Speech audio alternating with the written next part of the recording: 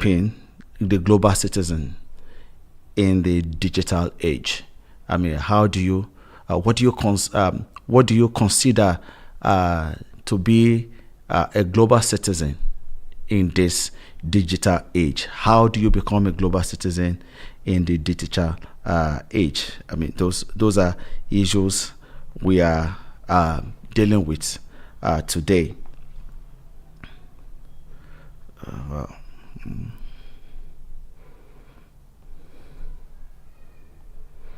okay.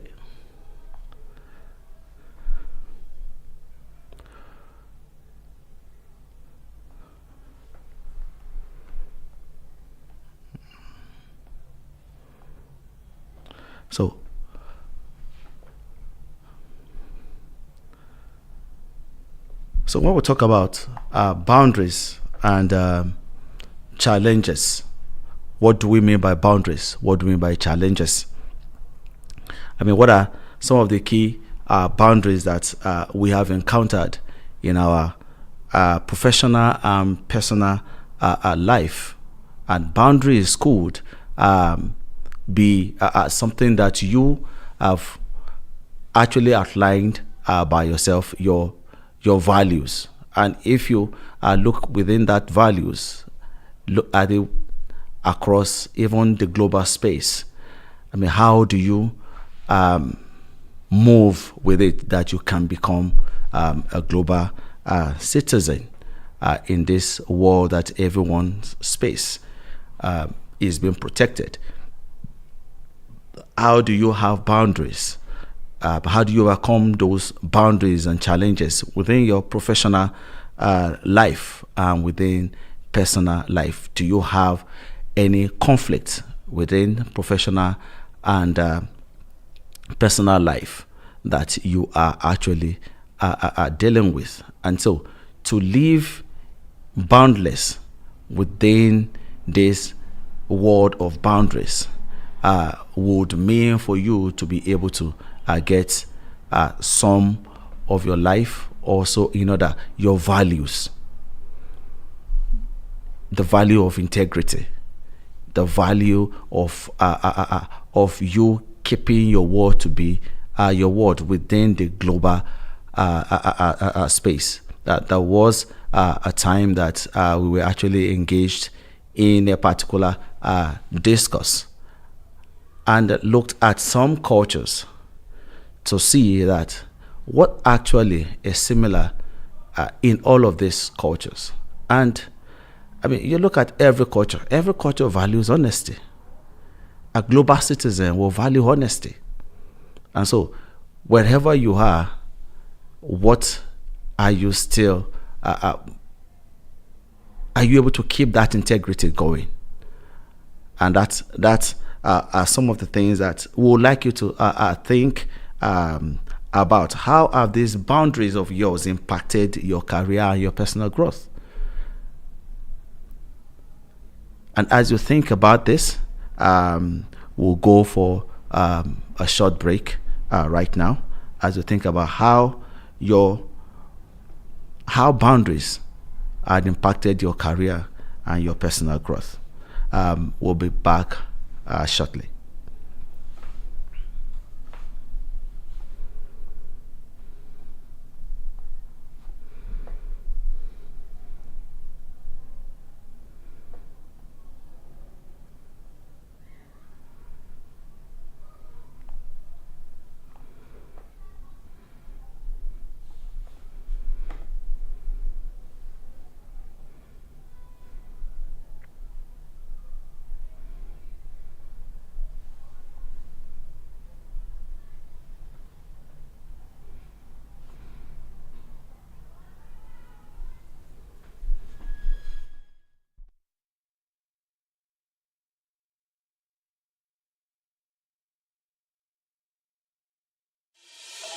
Established in 2006 as one of Glasgow's original mobile massage therapists, we deliver high-quality treatments with the ambition to forge permanent relations with clientele. We specialise in on-site massage, a type of treatment that has been specifically designed to complement the convenience and availability of massage at work.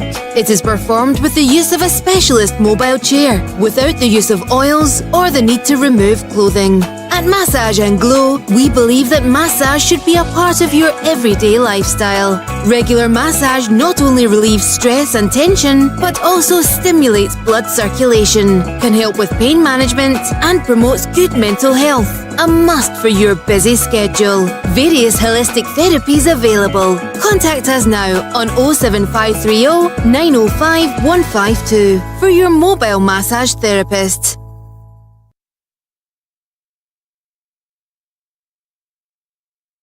Ushawahi tamani kuwa mtangazaji wa redio? Hakuna shida. Umewahi kuwa na show yako redioni? Hakuna shida. Unataka kuwa na tabia ya vyombo vya habari? Hakuna shida. Je, ulitaka kuwa na sauti na maoni yako kusikilizwa na watazamaji? Hakuna shida. Una masuala unayodhani yanapaswa kuwa kwenye vyombo vya habari? Sawa, hakuna shida. Je, una wasiwasi kwamba hauna imani kuzungumza kwenye vyombo vya habari? Hakuna shida. Je, vyombo vya habari vinakuwakilisha maoni yako juu ya masuala yanayokuhusu binafsi? Hakuna shida. Jiunge Jambo Radio. Kwa kujitolea, utafunzwa, utaungwa mkono na nafasi ya kuwa na kipindi chako. Piga simu 0745 990 6822 ama tovuti ya www.jamboradio.co.uk. Need security? Call Alpha One Plus Limited, a strategic security resourcing platform that connects you with licensed security personnel. We cater for our clients' security needs, from manned guarding, door supervision, event security, all the way up to close personal protection. Alpha One Plus Limited, your one-stop security solution. Call now at 44-074 2526 7909 or send us an email on info@alphaoneplus.com. Need security? Call Alpha One Plus Limited, a strategic security resourcing platform that connects you with licensed security personnel. We cater for our clients' security needs, from manned guarding, door supervision, event security, all the way up to close personal protection. Alpha One Plus Limited, your one-stop security solution. Call now at 44-074 2526 7909 or send us an email on info@alphaoneplus.com. On your mobile phone and on all social media platforms. Jambo Radio.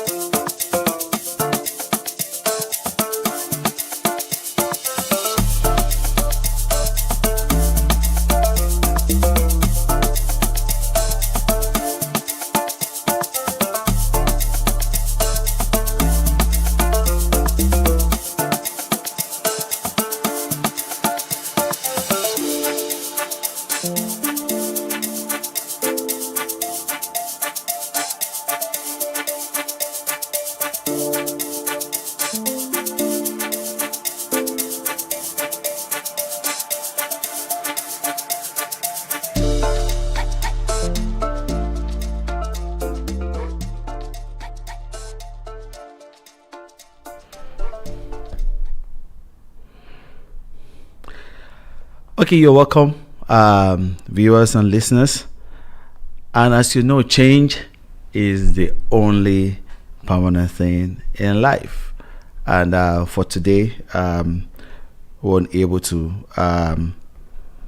bring our guest. I think she had some things beyond our controls today. So just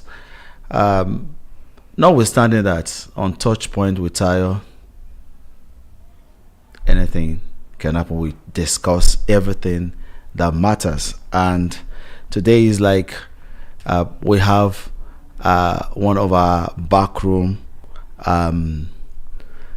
member in the name of Iniolua here in the studio.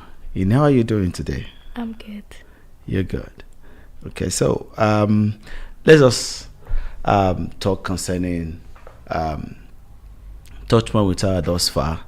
What have been the highlights for you in terms of I think it has been very informative and very fun and entertaining, and I really like the episodes and stuff. So we talk about different things, and they're really fun for people my age and stuff. Okay, well, so tell me, which one has been more interesting to you? When you find the most interesting? I think I like the Father's Day one. Okay, so what did you learn from it? That fathers work really hard, and it may seem to like us children that like they're being like too hard or harsh on us, but like they're trying their best for us. Okay, so who was actually, if I may ask, who was our guest that day? I think it was Dr. Balogun. Was it Dr. Balogun? Father's Day? Yes. Yeah, he's a doctor. Yeah. But yes, that's my answer. Okay, is it professor or what? Maybe. I don't know. You don't know? Oh my God. It might be professor. I think it's professor. Okay, so for me is a discussion. So what are those points that you saw to be key to a relationship between a child and the father?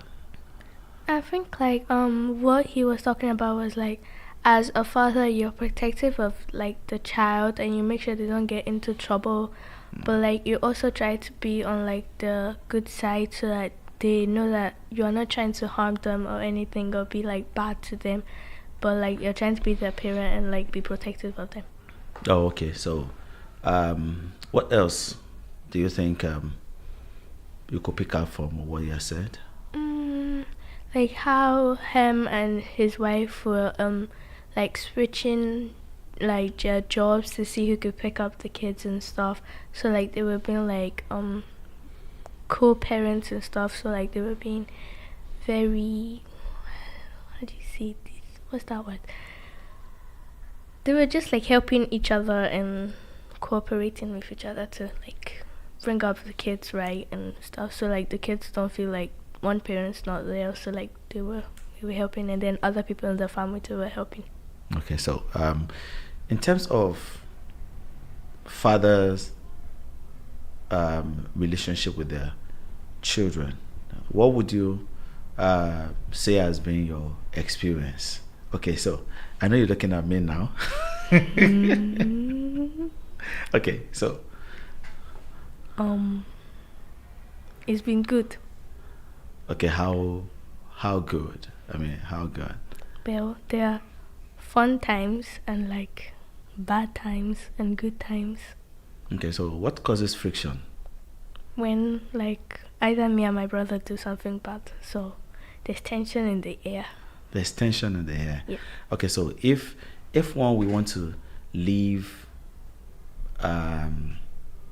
like we're living boundless. Now we're living without boundaries. So if one life were to be without boundaries, what do you think could happen? I think it'd just be like chaos everywhere, because like when we have boundaries, we know that there's stuff we can do, and even if we like make mistakes and don't do those stuff, we know that we have to do them and that there's a reason for us doing them, and that we're not just doing them for doing sake. Okay, so in terms of those boundaries, have you been able to set boundaries for yourself?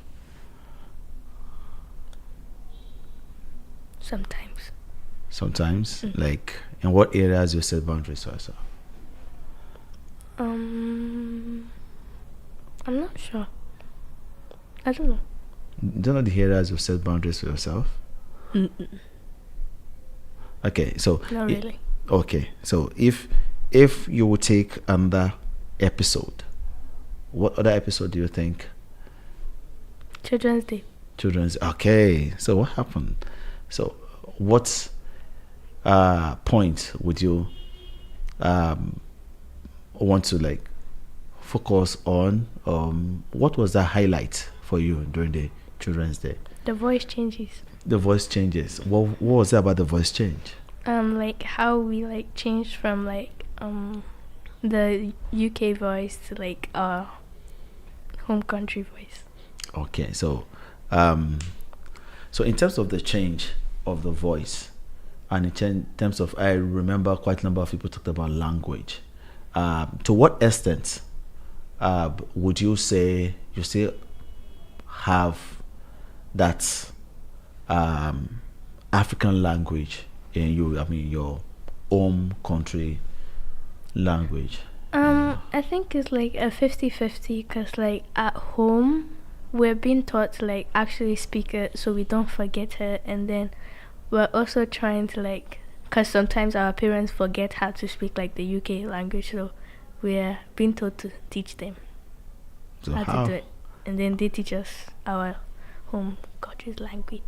Okay, so in terms of teaching you those languages, have you had any challenge in terms of improving your language?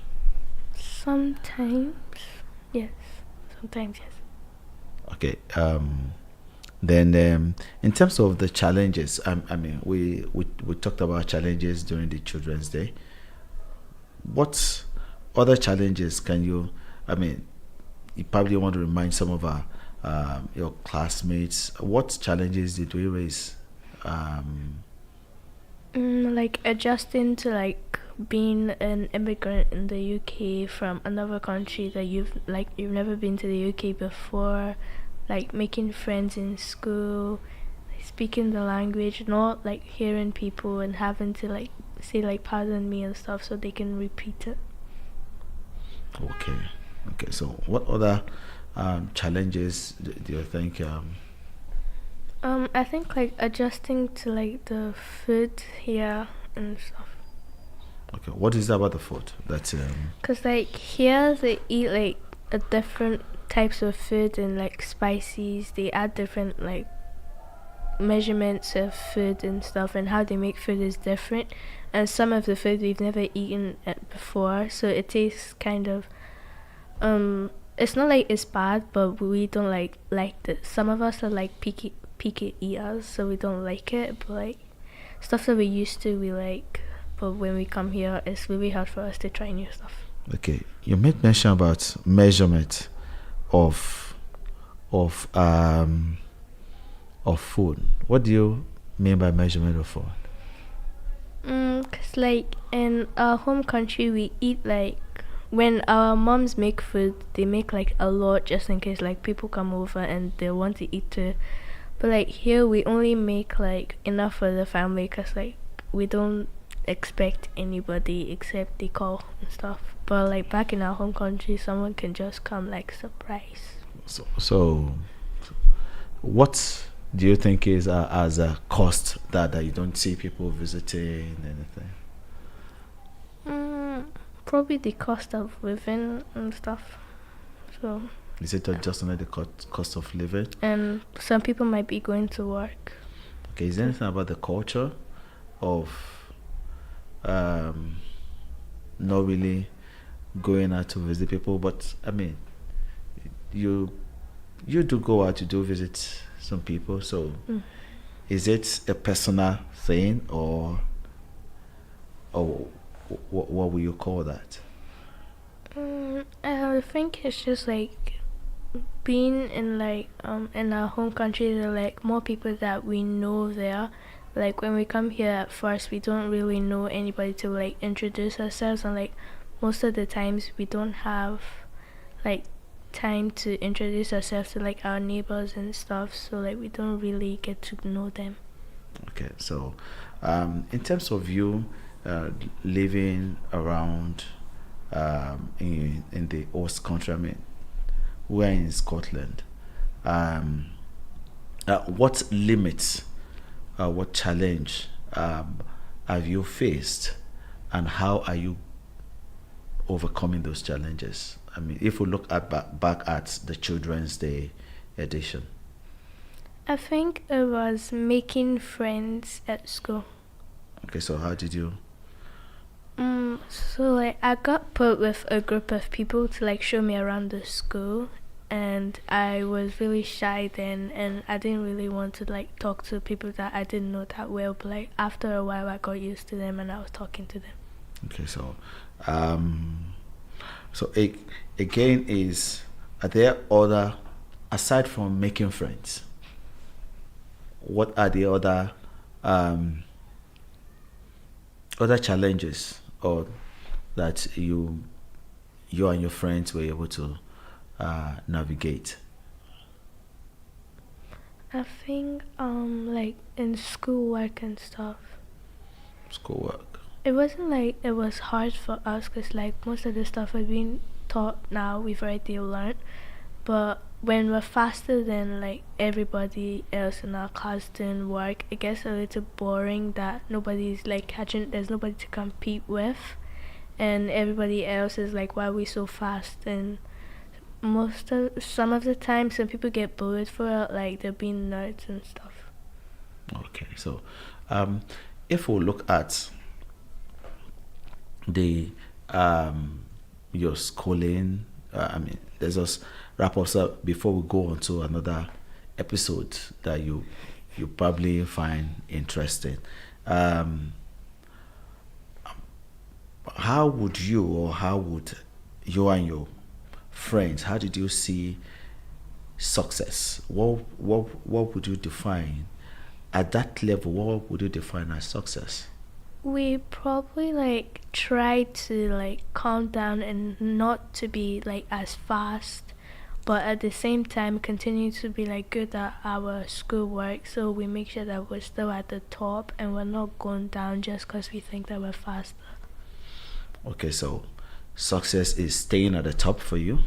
What else will success mean to you guys? Or let me say to you. Me? In schoolwork? Oh, anyway.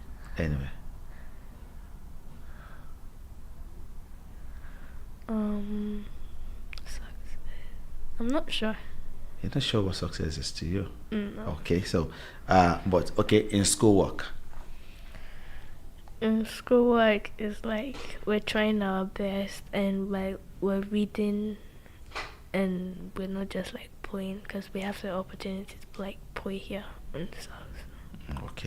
Okay, so if you look at the education in your home country and here, what would you think makes you to be constantly wanting to do better? What was that factor that makes you stay up on your feet? In our home country, I think it's because like from a young age we were told like we should be successful, and they were teaching us stuff ahead of our age so we can know more stuff. But here they teach us stuff that are on our level, and like you get it when you like don't pass, you get like average on a test. They say like you can try better next time, and then they prepare you for more. So I just think like in the home country they teach you more than your thoughts, more than you're supposed to like be taught, so like it already sticks in your brain. But like here they just teach you on your level, so like you just keep stuff that on your age range and stuff. Let me ask you, I mean, quite a number of you guys had the opportunity, or when you entered into school, you were far ahead back in the home country, and quite a number of you guys had to like come down to a lower level. Yeah. What was that experience? I mean, some of you talked about it. So if you can pick the pick from the experiences of your friends and yours. When you were told you aren't going to that class that you were at your own country. It was pretty sad because, like, when we're told why, because of our birthdays and stuff, most of us were like, why were we born in, like, that day? Because if you're, like, a late birth, they take you back a class. If you're an early birth, they keep you in that class, or might take you down, like, just one class. So for me, I was taken back to classes because my birthday is in October. Like, one of my friends, her birthday is in June, but it's, like, late June. So she was kept in the same class as me, and she was wondering why, because, like, her birthday is in the first 6 months. So, like, she was pretty angry about that. Let me read someone's question. Ali, a very good friend of the show, says, I wonder how it was at the start. So, how was it at the start of you going to school? How strange did the school feel at the start for you, and how easy it was to integrate, make friends, understand the requirements into the academic system? How was it at the start? Let's take it one after the other. How strange did the school feel for you at the start? It was really strange because, like, at the start, they first take my brother to his class, so his class was all the way at the other side of the school. So as they took me to my class, I was seeing everybody else in their class and they were looking out. So it was really weird that a lot of people were looking at me. So I felt really strange. Strange. What was it that they were looking at you? Because, like, people were passing by, so they were probably, like, bored of class, so they just wanted to see what was happening outside. Okay, so then how easy was it that you were able to integrate? Make friends, understand the requirements of the school. There are still some requirements I can't just understand right now. To make friends, like, they just put me with a group, and I stuck with that group till the end of primary school. So there wasn't really that hard making friends. I didn't just, like, try to make, like, new friends. I did from time to time, but not, like, that much. I always kept with the same group of people. Okay, and in terms of if you would look at school in Africa, your host country, before coming to the UK, what do you prefer in the school here?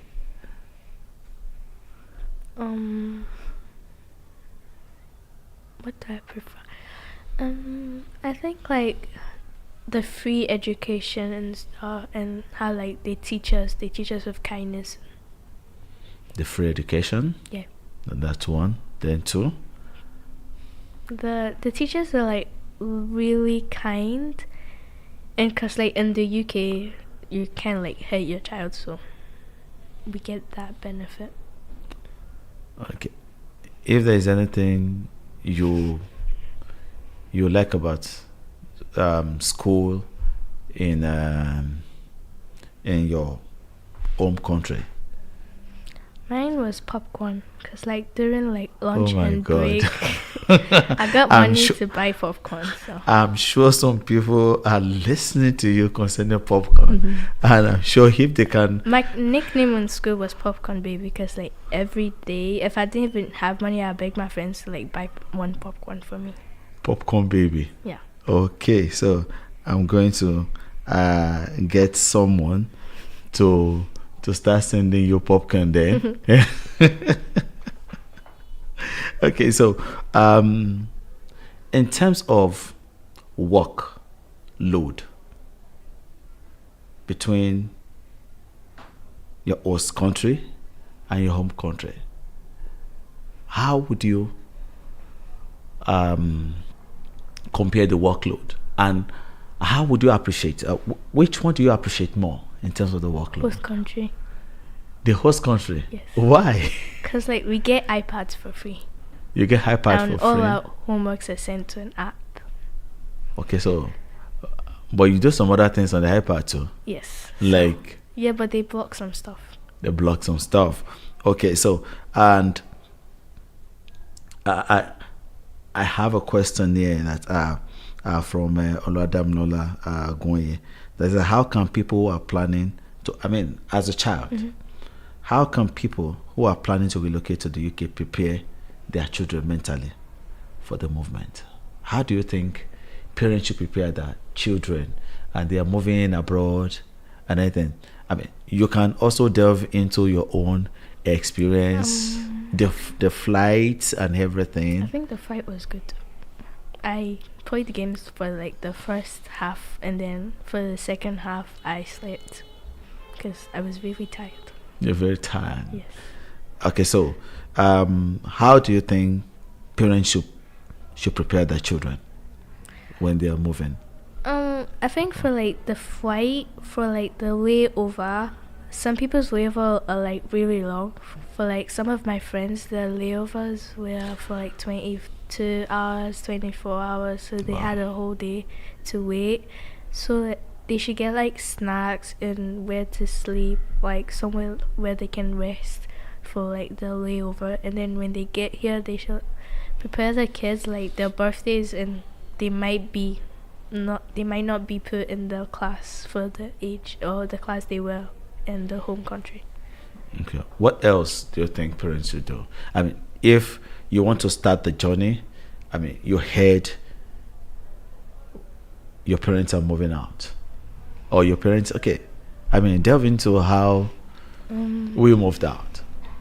So, be prepared to share a room with your sibling, probably. Prepared to share a room with your siblings? Might not, but probably.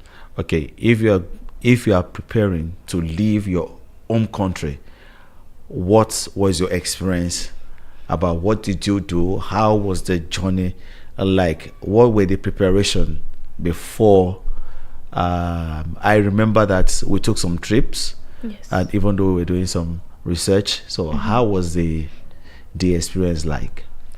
It was fun because we got to like see people that we don't usually see on like a monthly basis for like the last time, because I saw my two cousins. They're like newborns, so I saw them for like the last time.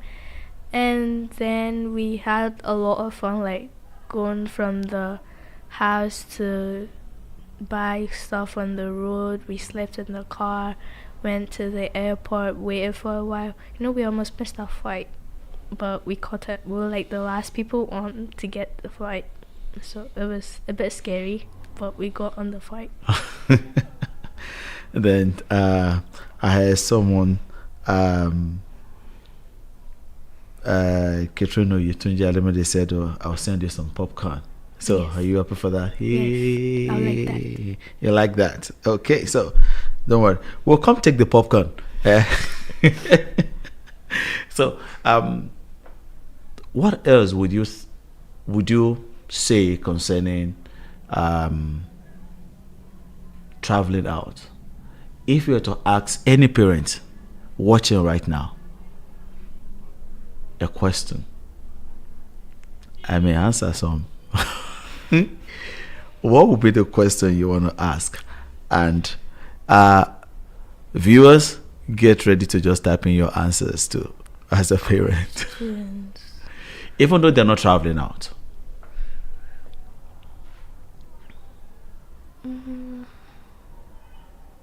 I don't think I have any questions to ask. Okay, what would be bothering? I mean, okay, if you were to ask the host a question,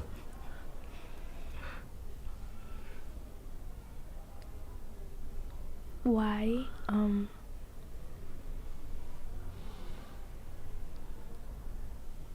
don't know. I don't have any questions. you don't have any question? Okay, so we have just some few minutes to wrap up. In all of the facilities that are around here, which one do you find most interesting?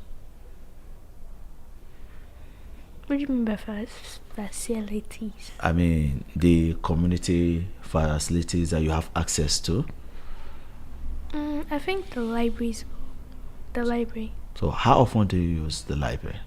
And how did you get to use the library? What were the steps? And someone may be Take bus. watching right now. I want to use the library. So we take buses from our house, and me and my brother have a guitar lessons every Tuesday during the school weeks. So we go on Tuesdays by 5. That's if we don't forget, or like I come on late so my brother can't go. So we go to the library every Tuesday, and we stay till like 6 because the class ends by 5:45. So we stay till like 6, getting a book for both of us to read till the next Tuesday, and then we return it and get another book. So I like the library because they have like different clubs. They have like a knitting club, a dance club. They have different instruments. They have a swimming pool too. So sometimes we go to the swimming pool. But we need to pay for some reason. Okay, you need to pay? Okay, so a question is here. Saying, what do you have to say about discipline when a child misbehaves in your host country compared to your home country? In the home country, the parents believe that beating your child was discipline. So like your child will know that if they try it again, they get hit more than they were hit the last time. But in the host country, since you're not allowed to hit your child since it's abuse, some people misuse that and say they're gonna call police on their parents if they hit them and stuff.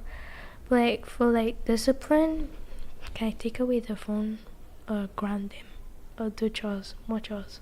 More chores. So, in terms of effectiveness of this, Or you can just like do punishments like kneel down because you're not hurting your child.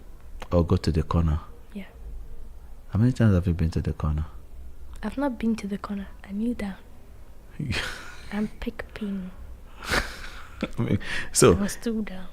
oh, okay. So, but I mean, look back into. So, would you say, how would you define discipline? Would you say the beating is effective as being a pathway to discipline, even though remember that the scripture says that the beating can drive away. So what will you say about that? I've been thinking about that question though, because like I think the reason why they like banned beating in the UK was because like some people misuse it and they abuse their child too much. So they had to ban it because it was getting too much. But in Nigeria, in the home country, I don't think the parents really like beat us too much.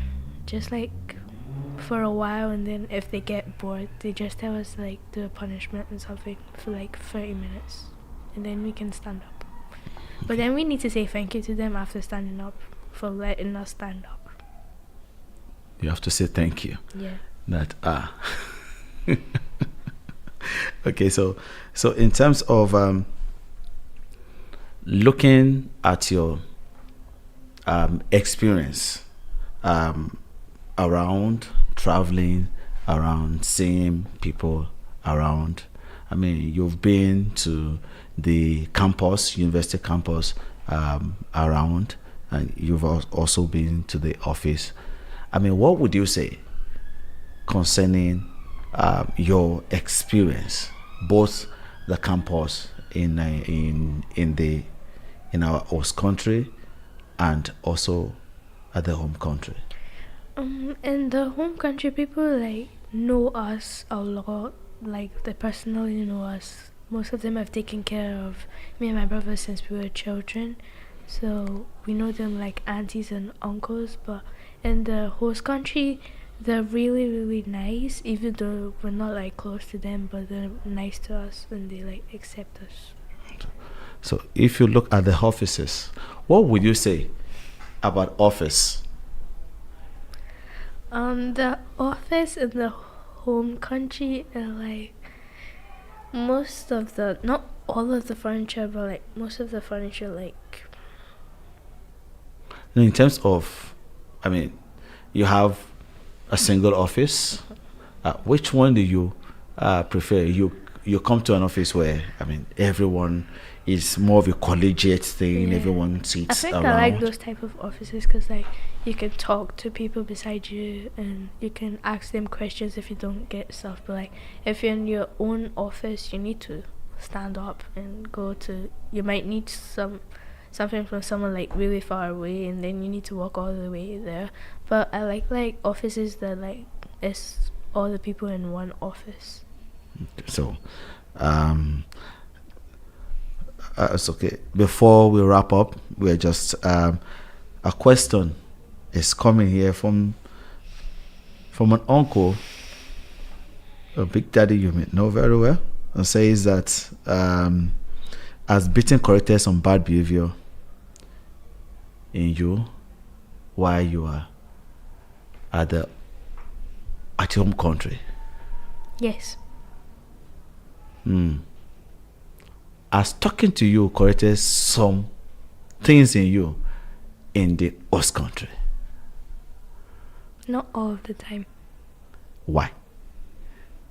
Cause when we get talking to, it doesn't like really hit us like that. But we feel bad at that moment. We cry and we feel really bad. We sad and we like sorry. But it's only for like a short amount of time. While in the home country, if you get beaten, you know, like if you do that thing again, you're gonna get more. So, if you would have a word to say today concerning living a life that is, you're a global person, you live boundless, but you still have to live within boundaries as a child. So someone out there who is watching and say, I want Ini to give me an advice, what will you say? What will I say? I'm gonna say be nice and adaptable. Be nice to everybody you meet and don't like take things too serious. Be funny and humorous so like people like you straight away. You make a good first impression and people will like to meet you another day. Okay, be nice to people you meet and just be the best that you can be. And that's a member of the backroom family of Touchpoint with Tayo here in the studio with us, Ineolua Uweye. And she's my friend.